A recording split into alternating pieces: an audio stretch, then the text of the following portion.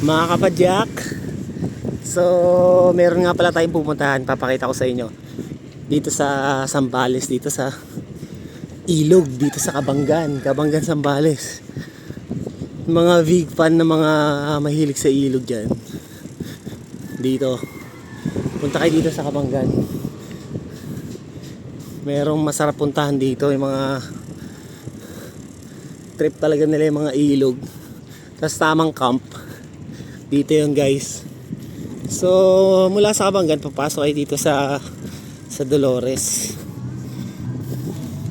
Pag pumasok kayo dito sa Dolores guys, for example from Manila o saan mang lupalop galing ng south or north, pupunta lang kayo dito sa municipality ng Kabanggan. Tapos tatanong nyo lang itong barangay Dolores. Tapos dito na kayo papasok guys. Diretso lang to hanggang dulo guys. Huwag kayo mag-alala, sementado to hanggang dulo, hindi kayo mahihirapan. Pakita ko sa inyo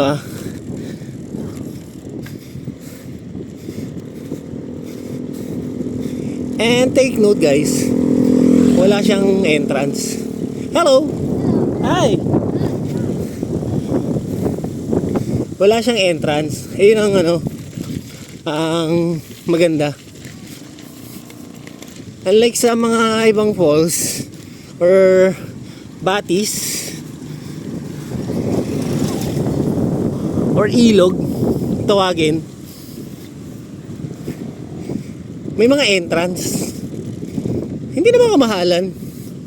Pero dito walang entrance. Pero kung pupunta kayo sa Dapia, alam nyo ba yung Dapia guys? Isunod natin Dapia. Unahin muna natin dito.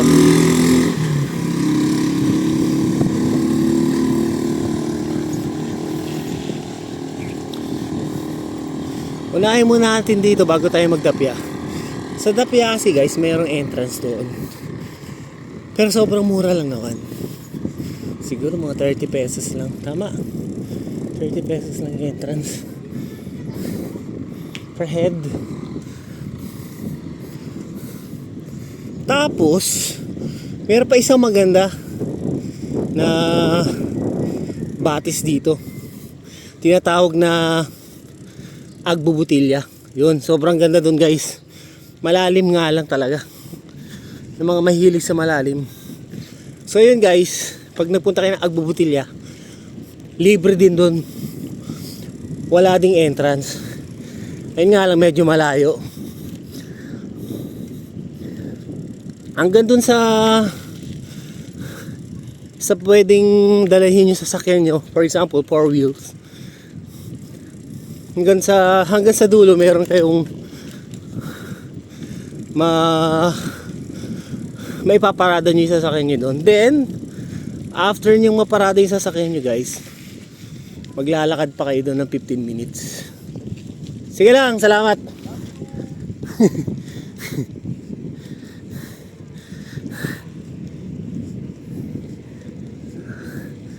Mga nag-aaya na mga uminom, lokal.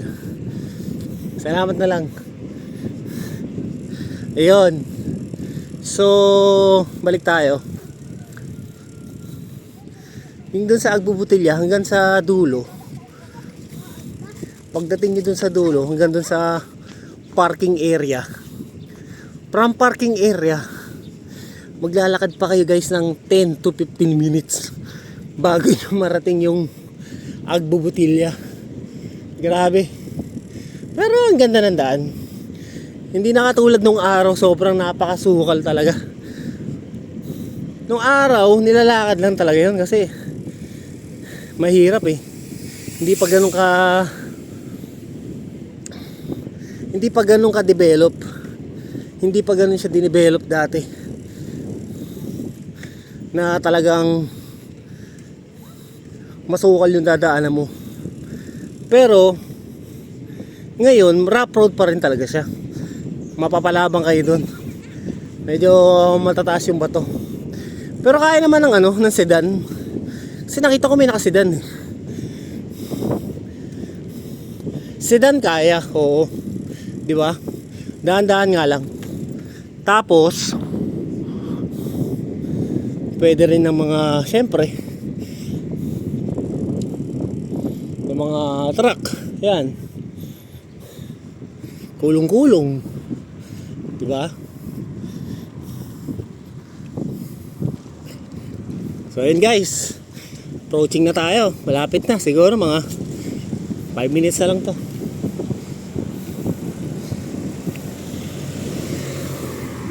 Yan, pupunta yan dun.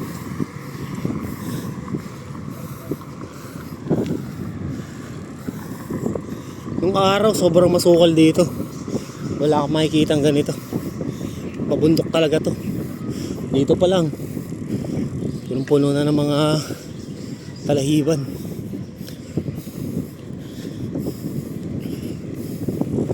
So yun ang mga paliguan dito sa Kabanggan, Zambales. Nakabablog na rin to ng mga bumibisita.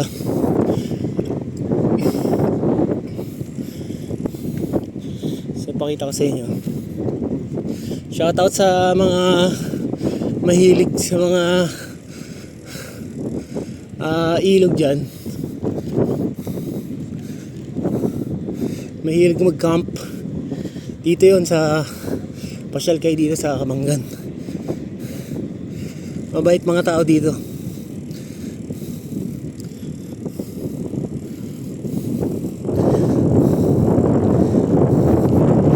Wala pa ako masyado nakikita na dumadayan mga siklista dito. Guys, oh, di ba? Pine trees na. Tapos, makikita mo yung malaking bundok na yan. Yung tinatawag na Bantay Cross. Marami nang umakyat dyan guys. Grabe din yan. Uy, bumabaw na guys. Ang lalaki na ng bato. Wala na, bumabaw na.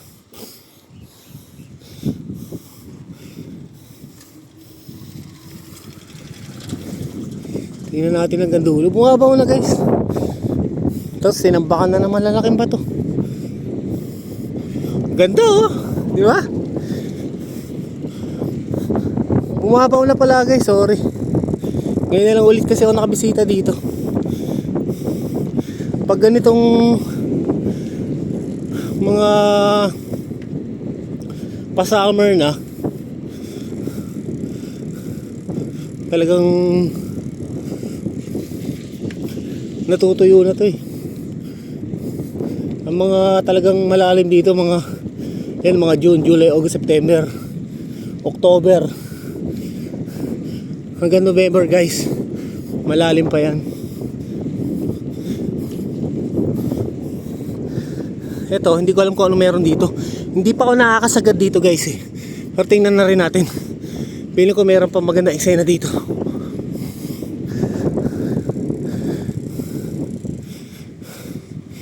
Ang pag-ibig ay parang kalikasan.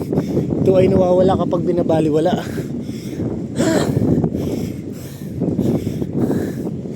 Ang ganda ng lugar, grabe. First time ko magbike hanggang dito. Kasi dati pag nagbabike ako hanggang doon lang.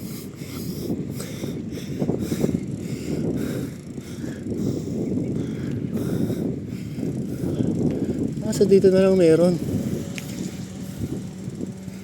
Ito. Ito na lang paliguan dito. Yung ate, wala nang paliguan. Ito na lang. Hanggang dito na lang. Yung mga parte doon na tuyo na, no? Pag mga ganitong buwan pala natutuyo dito. Kailan ulit lalalim dito? Mga June, July, August. Pag mga tagulan na, no?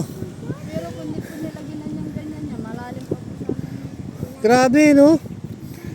Di ko akalain na natutuyo pala dito. Ngayon lang sila ganyan. Ngayon lang, di ba? Ngayon lang Yung dati hindi naman. Pero ito na lang paliguan na titira. Nila ano na. Ha? Marcel. Kaya Marcel. Hmm. Yung barkada nila noon. Ah, oo nga. Yung maliit noon doon sa kanila. Ah, talaga ba? Minsan Grabe, kakilala ko pa pala siya. Kaya pala familiar ka sa akin. Saan ka galing? naghango ko ulit. Uling? Diyan, sa bundok? Oo nga, nakita ko pag gabi may nag-uuling, no? Diyan lang pala yun. Ano tong mga to? Anak mo na? Tatlo? May tatlong anak ka na? Grabe. Oo nga, no, ikaw yung maliit ng araw. Ang tagal ang panahon nun. Nasaan na sila ngayon? Nasa Dubai na? Oh, buti na nga, nakapag-Dubai na siya, no? Salamat naman, ah. Naayos na rin yung buhay niya kasi napabayaan niya, no? Naging sugalero siya, eh. Ngayon naman o. Okay naman na siya ngayon. Pati si, ano, Pabayero naman. kapatid niya. Babahero na lang daw, guys. Ano ba yun? Okay, ah, ang ganda pa rin pala, oh. Tara silipin natin, guys. Baba tayo. Buti po yun ay yung kapatid niya at naayos ang ano nakapagawa. Si Marco? Oo. Saan? Saan na sila? Sa ano po, San Marcelino. Ah, San Marcelino na? San Ma? Ah, sige. Babayin ko lang to, sandali, ah. Guys, sorry. Dito na lang pala. Medyo natagalan na ako ng kwentuhan dun, eh. Grabe, guys, oh. Oh, ito na lang. Ay! Ang bango. Naamoy ko pa rin yung simoy ng hangin.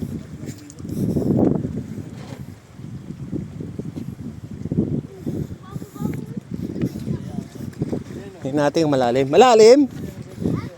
Malalim mababaw? Malalim? Gano'ng kalalim? Hindi naman, eh. Ha? Lipos ko lang. Lipos. Ah, lipos mo lang. Lipos. Pero pwede na rin, oh, di ba? Oh, guys, shout out sa iyo. Astig, oh. Wow, ang sarap, guys. Grabe dito. Lamig. Hanggang dito na lang pwedeng paliguan, pero pwede na. Grabe, oh.